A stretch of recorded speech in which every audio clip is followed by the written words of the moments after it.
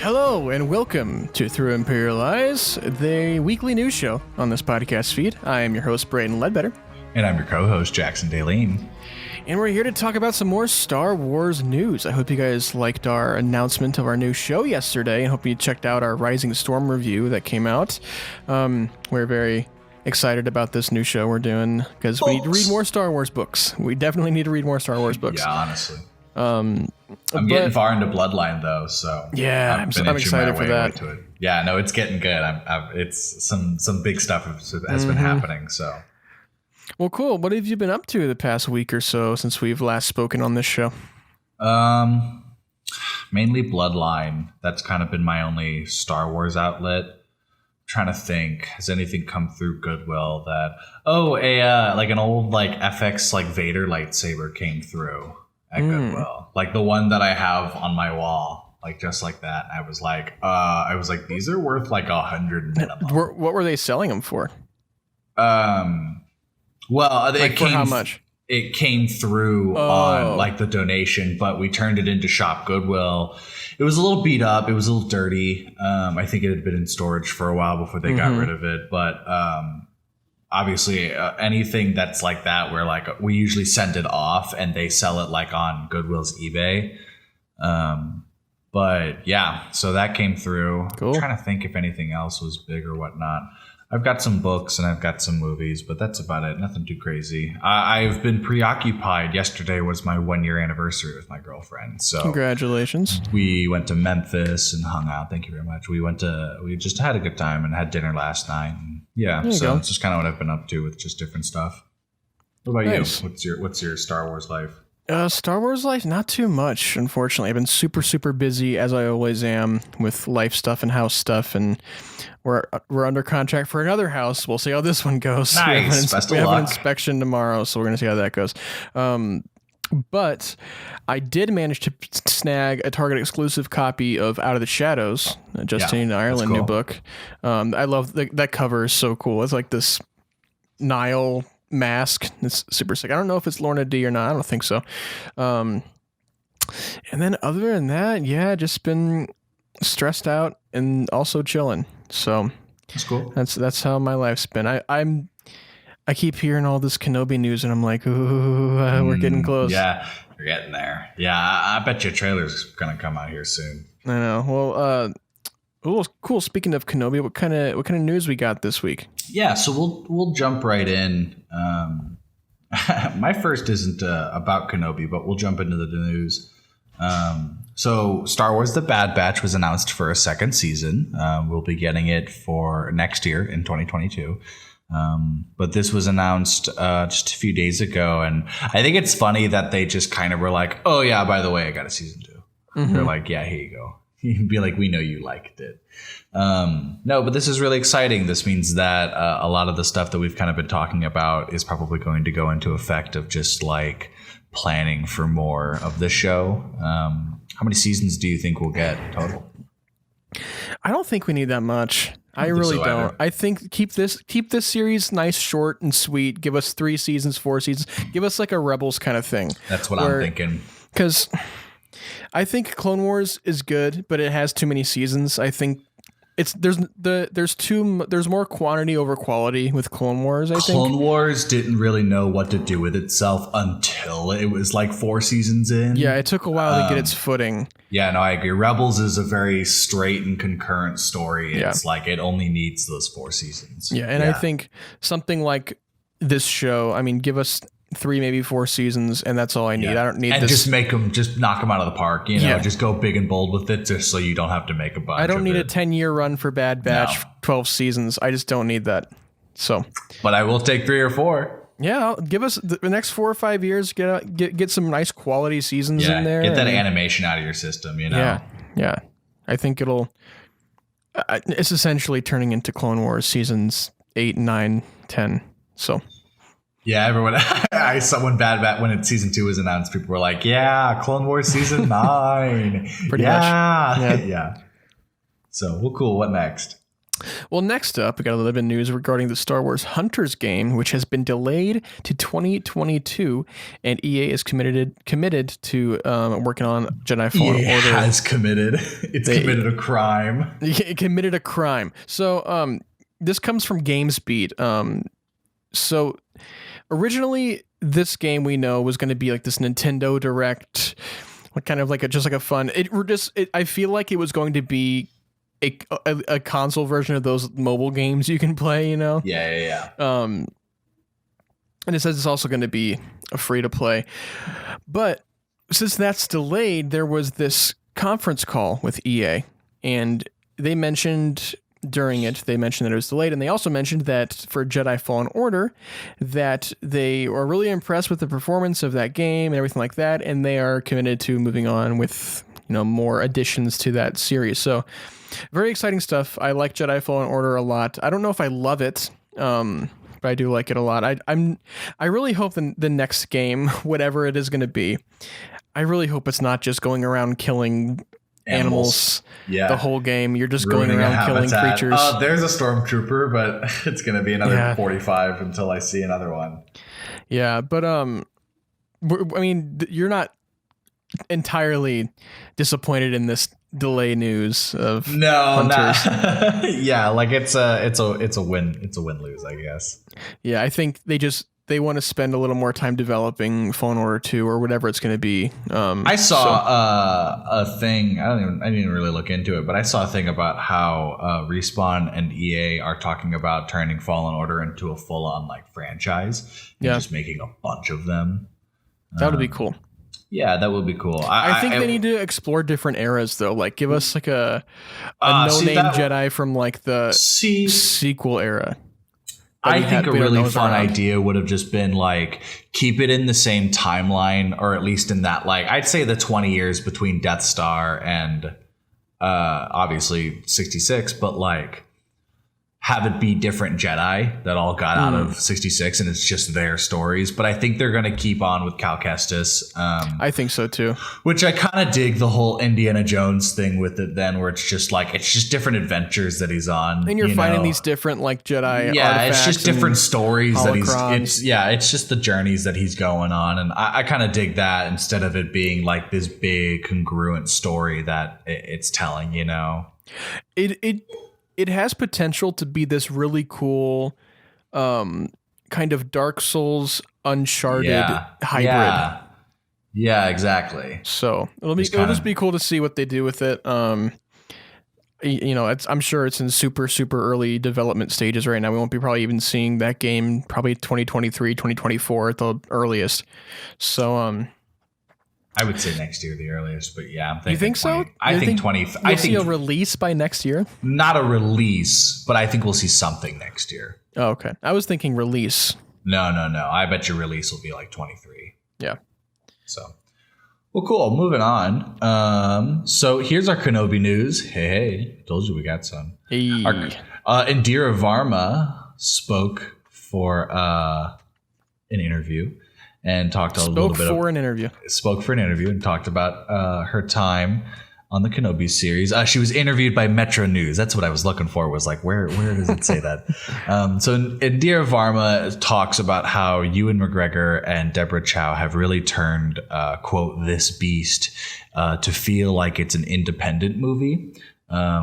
So, which is kind of a cool thing to hear starting out right away, but we'll jump into what she's really talking about. So, quote, "It's such a beast, like an octopus that needs wrangling, but I'm having a brilliant time. Obviously, I can't say anything about it, but director Deborah Chow and Ewan McGregor on the acting side have somehow made it feel like an independent movie. Everybody has their input and there are no fraying tempers," end quote.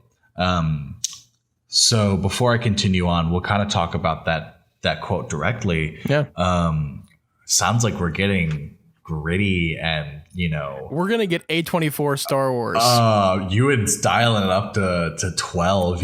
Like he is dusting off the hands. He's like, don't worry, guys, I still have a trick up my sleeve. I think we're getting A24 Star Wars with this series. No, I think so too. It's gonna be a lot of fun. So continuing on, when asked about her background on Star Wars, she added, quote, "It's all new to me and really embarrassing. I keep getting called out on stuff, but I did play Princess Leia in the background when I was 6 without Playground when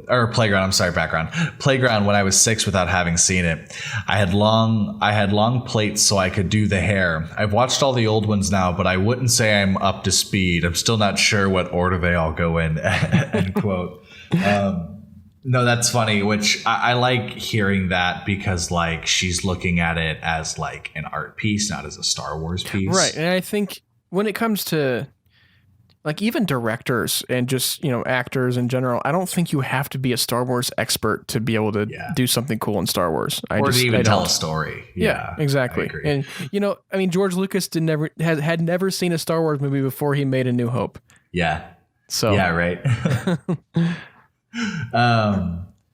We saw a leaked photo of Indira Varma back a little while ago of her in an Imperial officer uniform for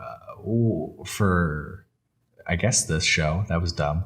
I think it released around like Star Wars Day time. Was it May 4th around there? My thoughts are, do you think her being in an officer uniform is to throw us off to think she's not Satine? I don't know. I wonder if they kind of knew paparazzi was around there and they were like, you know what? Put this uniform. We got someone who looks like a character in Obi-Wan's life. We should probably cover our tracks a little bit. Yeah. I don't know. I think she's actually Grand Moff Tarkin's great-great-granddaughter. I think a lot of people are like no a lot reaction of this, to that no joke. reaction to that. No, you don't get anything from me. All right. I think a lot of these people in this cast are going to end up actually being like, I don't want to say cameos, but like they're gonna be like almost mundane people in like the world. It's gonna be a curtain call for a lot of the characters we love for the prequels. Like it's gonna be people that we see that are like really just an officer, but maybe they're an officer that's throughout the whole show or whatever. But it's played by Kamal Nanjiani, and you're just like, oh, that's cool, And I think a lot of this show, like I said before, it'll be kind of like, I think we're going to see Bail Organa. I think we're going to see Qui-Gon. I think we're going to see all these main players we love from the prequels. To hide the obvious without spoiling it all. But yeah, no, I agree. And I would love to see, I don't know if this would go off focus from the show if we did see like a young Leia on Alderaan, like even like a snippet, I saw some. It was like rumor news, but it was talking about how they were looking for a young Leia cast. That like it wasn't. They didn't cast anybody, but there was rumors that they were holding casting auditions for a young Leia. Which then it was like, if there's young Leia, that obviously kind of means Bail. But then does that mean we're obviously going to get young Luke? I think we will. I think we will too. Because I think even if it is just a quick little snippet. Yeah, I think this show's gonna give us a lot of the stuff we've been speculating for who's gonna show up. Like, I don't know about things like Ahsoka or anything like that, but a lot of the obvious things. Like obviously we're gonna if we're gonna see Hayden with in the Vader suit, and we're gonna see Uncle Owen and Aunt Beru, we're definitely gonna see Luke and all this. If Obi-Wan is like in exile, why would he not see Qui-Gon at all? Like, why would they not announce? They're trying to keep it a surprise, but we all know these obvious people are going to be showing up. It's going to be so cool when it's going to be so cool. It's going to be so cool. No, I agree. It's going to be so cool. Well, cool. What do we got? Next? Let's move on here to some more Disney Plus series news. We got a rumor. So we have Alex Lawther. I don't know if anybody does not know who that is. He's the kid from End of the Effing World. He joined the cast of Andor, reportedly. According to Direct, he's been cast in an unspecified role, and it's unclear how big his role is. But he's another excellent addition to the star-studded cast. He's also appeared in, like I said, End of the Effing World, and he's also was in an episode of Black Mirror, and he recently starred in The French Dispatch, and is set to appear alongside Adam Driver in Matt Damon in The Last Duel. He's in Imitation Game. That too, yeah. He's young Benedict Cumberbatch. He's a little lad. But I mean, we're getting some more Andor news. I'm surprised because how long ago was it? Like maybe April. We got almost every week we had Andor's filming here, Andor's filming here, Andor's filming here. It's kind of slowed down a little bit. So I think they're getting into the post-production stage. I think they're kind of getting ready because I think we're supposed to be getting it next spring. So they got to be getting ready to at least push out some promotion here, maybe in the fall or the winter at the latest even. Man, we are just getting so much Star Wars next year. Yeah, next year's a big year. And I bet you from here for the next 5 is going to be like this. And we still got Star Wars Visions coming out in a couple. Visions. Is it? Oh my gosh, that's like next month, isn't it? We have Visions, Boba Fett this year, right? And then next year Andor, Bad Batch 2, Bad Batch, Kenobi. Is Ahsoka supposed to come out next year? I don't know if Ahsoka 23 or if Mando season 3 is coming next year. I don't know. I think Mando season 3 is going to try to come out next year, but if we do, I think it'll be December 2022. Yeah, it'll probably end it. That'll be a cool Christmas though. Finish it off with Mando season 3. The war for Mandalore, just this, just crazy. It's going to be awesome. Yeah.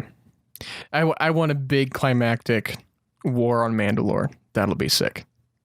But budgets, who knows? They got it. What do we got next? New Star Wars Essential Legends Collection.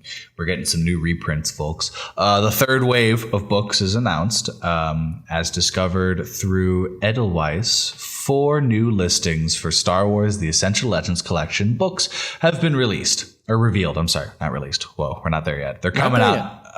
They're coming out next year, April 5th. Before I even get into it, but April 5th next year, 2022. We are getting Darth Bane, Dynasty of Evil. Is that the second one or the third one? Second one's Path. No, second one is Rule of 2. Oh, okay. We're getting Darth Plagueis. Mm-hmm. We're getting the Kenobi book, and then you predicted that one. I did predict this one. You did. We're getting X-wing Wedge's Gamble, which I think is the first or second X-wing book of the X-wing series. Yeah. And yeah, that's all of them. Yeah, no, I hardcore called that Kenobi, and I'm big hyped to know what that cover is going to look like. Like, that's going to be cool, because that already has a really cool cover of itself. I think it's interesting that we are getting a Kenobi, the Kenobi re-release, and we also have a Kenobi series. We have the X-Wing re-release, and then we're getting Rogue Squadron with Patty Jenkins. Wonder if they're doing something there, or if it's just all a big coinky dink. It's probably just kind of like a cool little callback of like, here's like the popular stuff too, like with all of this. I think with Kenobi, like that's going to be something we read, and we're going to end up finding stuff in Kenobi that we're like, it's going to be that scene from Once Upon a Time in Hollywood. The whoop, there he is. It's going to be that. It's going to be us being like, oh, John Jackson Miller thought of that. Oh my God. Whoa.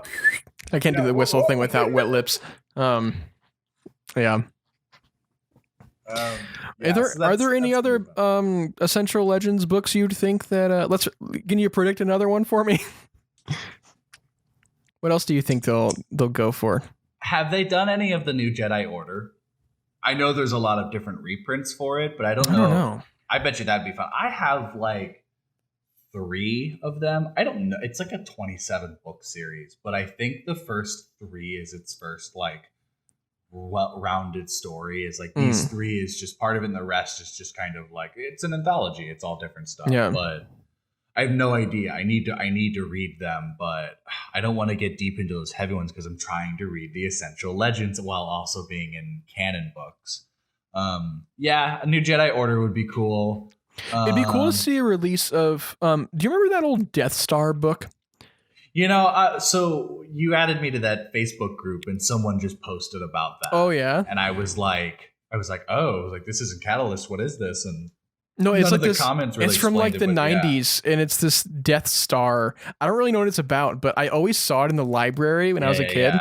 Yeah. I was like, wow, Star Wars Death Star. That's What's cool. that? Yeah. And then But it'd be cool to see a release of that. Would be cool. Those 90s, back when the big wave of just like Star Wars literature was coming out every year. I think they should do like the first, obviously not in like one wave, do it over time, but like the first like couple the Bounty Hunter books. Which, like, the second one is the Mandalorian armor, and that's considered one of the best Boba Fett books. It's like one of the first like books that really solidified Boba Fett being this like this really cool character.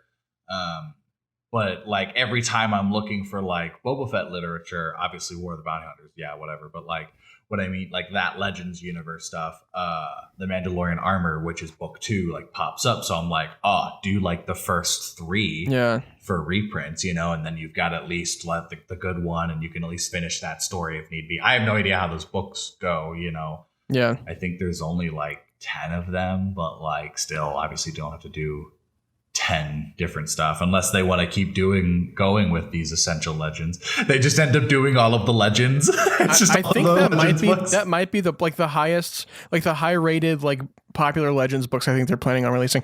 But it would be cool to see, this isn't really Legends, but it would be cool to see them re-release the novelizations of like the original trilogy. Yeah, that would be cool. And the prequel trilogy, because I would love a new reprint of the Revenge of the Sith novelization, because that's my favorite movie novelization of all time. I bet you those would all be really cool reprints too. Yeah. Well, cool. Let's kind of move on here with some more interesting news. So apparently, I don't know if this is confirmed or anything like that, but the Ahsoka series is currently looking for an actress to play a live-action Sabine Wren. So, hidden in an article by The Hollywood Reporter about a newly released What If series from Marvel Studios, which I think came out today, I believe. Yeah, that first episode at the time of this recording. Writer Aaron Couch is saying that Lucasfilm sources have told them that this is the case. In particular, here are his words, and that's the quote he has.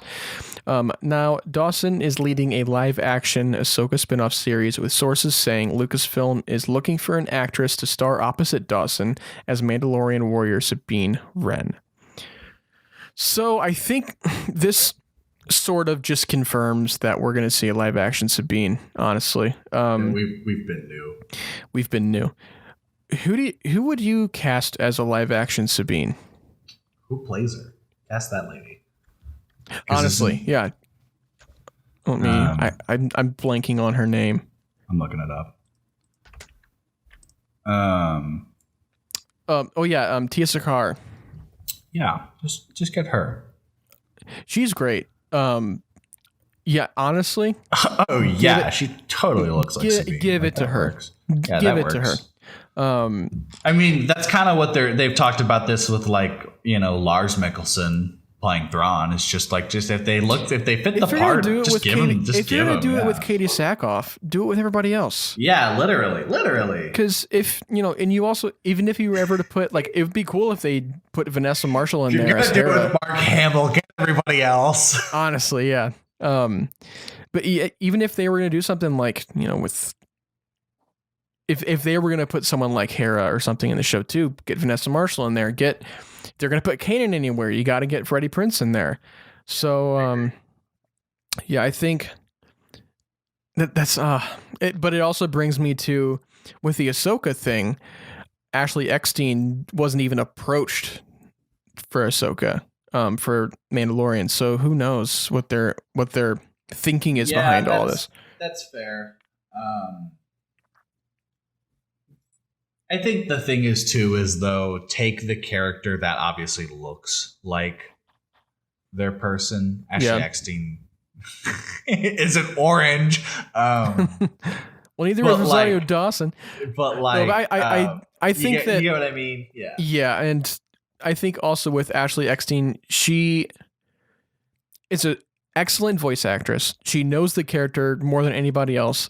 I just don't know if she has the physicality of Ahsoka. And her now does not look like Ahsoka later. No. And obviously, I don't mean that. I keep saying obviously. I don't mean that as like put her in makeup and hair, but I just mean like her natural look now does not match the look and style that Ahsoka is at this age. Because even then, I would be iffy about Freddie Prinze joining. Like, that'd be cool, obviously, but Kanan doesn't look like Freddie Prinze Jr., you know? Now, I haven't seen what Freddie Prinze Jr. looks like in a good minute. He may surprise me with that. I think he could do it. But you could get somebody else as well. And you could say that with anybody. I wonder if, for everybody, it's more important to have the look and physicality or to have the acting chops for the character. I think I would rather have somebody who is a great actor. I mean, I'm not saying that someone who looks like the character won't be a great actor. I'm saying if I had to choose of someone who didn't really look like the character but was a great actor, and somebody who or someone who did look like the character but was kind of so-so in performance, I would go with performance over anything. Yeah, I agree. I would always go over performance. Yeah, that's fair. But that's about all we have to say there. I mean, I think we'll come to see whenever that show comes out. I think it's scheduled for next year, but who knows? But what's next? So this is our last news for the day. This just came out a little while ago. Yesterday? Yeah, today, I believe. Today as in August 11th. It's kind of like it's not like an official statement, but he's talked about it. So Taika Waititi has stated that he is currently in the writing phase for his new Star Wars movie. Waititi's Star Wars movie is still in the early writing stages, though they appear to have a story locked in. It's still in the exterior space stage, but we've got a story. I'm really excited by it because it feels very me. That's a quote from Taika himself. About the story and his idea for the movie, he added, quote, "I tend to go down that little sincerity alleyway in my films. I like to fool the viewer into thinking, ha, it's this, and then them going, damn it, you made me feel something," end quote. What do we think this movie's going to be? What do you think it's going to be expecting? I really hope it's Star Wars Thor Ragnarok. I really hope so. I'm expecting that as well. But what do you think this story is going to be? Like, I don't know. Where do you think he's going? I don't know what kind of time period he's going to explore. I don't know what part of the galaxy he's even going to explore. I don't know.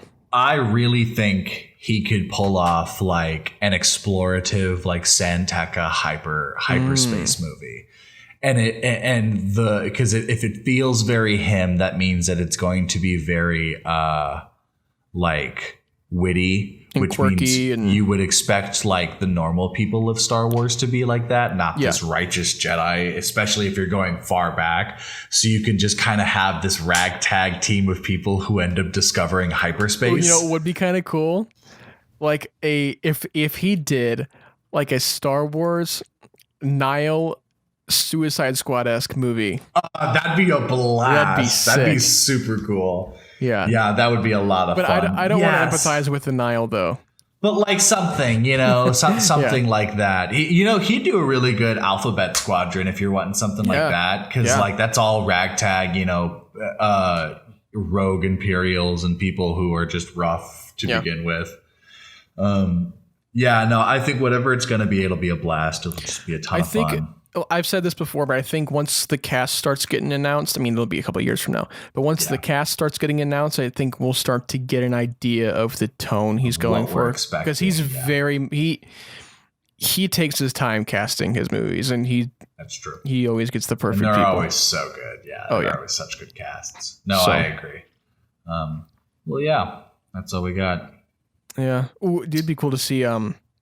So I didn't know this until like a couple of weeks ago, because the Ryan Reynolds new movie Free Guy has Taika Waititi and Ryan Reynolds. I didn't know like they were good pals. Because we saw that one on the regular. Yeah, because we saw that one that Deadpool introduced into the MCU thing with Taika Waititi and him. And also, I was watching Green Lantern, and Taika Waititi is in Green Lantern. Is he really? He plays like the nerd guy, like his friend. That's Taika Waititi. That's funny. So like, did they just become friends from that and have just known each other? I'm wondering if we're going to see a Ryan Reynolds in a Star Wars. Honestly, oh my God, Ryan Reynolds as Elzar Mann. Whoa, that would be good. I love that. Oh, we're getting too ahead of ourselves here. Let's close the show out, shall we? All right. Well, thank you guys so much for tuning into this very special episode of our Star Wars news. You can find us on our socials on Instagram at Through Imperialized Pod, Twitter at Imperialized Pod, and YouTube we are Through Imperialized Podcast. Jackson, where can they find you? As always, you can find me on Twitter. My Twitter is Quacks and Scaling. It's QUACKSON. Just Twitter. Just Twitter. And then Scaling like the triangle. And then you can follow my photography Instagram, which is at Daleen_photography. It's DALEEN_photography. Braydon, what about you? As always, you can find me on Instagram at braydonleadbetter, and on the Twits, you can find me at braydathlon, and on Letterboxd, you can see what I'm watching, see what I'm reviewing at bledbetter. And please do not be shy. Please make sure to leave that rating and review on Apple Podcasts. It really, really helps out the show when you do that. And if you don't have Apple Podcasts, check out our Spotify, check out our Anchor, check out everything else. Just even listening to this we're very grateful for you. And this Friday, we're going to get the season finale of Bad Batch, so tune in this weekend for our review.